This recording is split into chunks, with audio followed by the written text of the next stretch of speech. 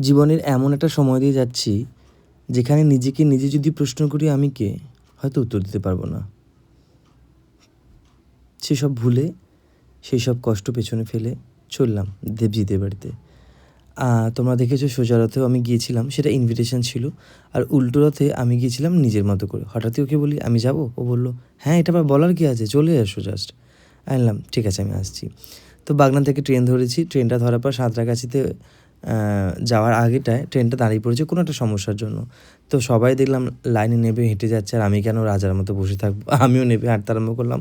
আগের দিন পায়ে একটু লেগেছে, কিন্তু সেটাকে উপেক্ষা করেই আমি হাঁটতে আরম্ভ করলাম আস্তে, আস্তে। তো তারপর সেখান থেকে পৌঁছে যাই আমি হাওড়া মেট্রো। হাওড়া মেট্রো থেকে দমদম। দমদমের পরে আমি পৌঁছে যাই ওর বাড়িতে একটা অটো ধরে। গিয়ে দেখলাম ও প্রায় সব রেডি করে রেখেছে। খুব আশা করে রেখেছিল আমি গিয়ে টুকটাক একটু আধটু ভোগ করবো। যাক, লুচিটা করতে পেরেছিলাম, সেটা ভগবান সাথ দিয়েছিল তাই। তো সেই সব করে একটু প্রসাদ পেয়ে আমরা তিনজনে, জয়, আমি আর দেবজিৎ বেরিয়ে পড়েছিলাম একটুখানি মেলাতে।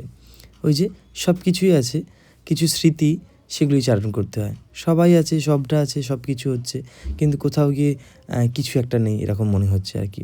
তবু যাক, ভগবান ডেকেছে, আর সেখানে না গেলে হয়? ভগবান তো ভগবানের কাজ করেই যাবে।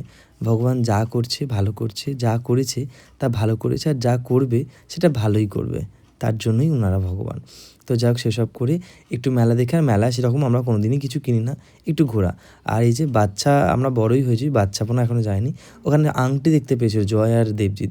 তো সেখান থেকে ওরা দুজন পছন্দ মতো একটা করে আংটি কিনেছে। যাক, ভালো লাগছিল দেখতে। এই ছোটো ছোটো আনন্দগুলোই তো অনেক বড় আনন্দ। ওর এটা, আর জয় একটা শুধু একদম রিং নিয়েছিল। তো সব কিছু করে পরদিন সকালে আবার হাওড়া থেকে মেট্রো ধরে, দমদম থেকে হাওড়া, হাওড়া থেকে সুন্দর করে মেট্রো ধরে চল বাড়ি চলে যাব। আর নয়, সকলে ভালো থাকুক, সুস্থ থাকুক, সবাই সবার মতো করে থাকুক, আর কি চাই।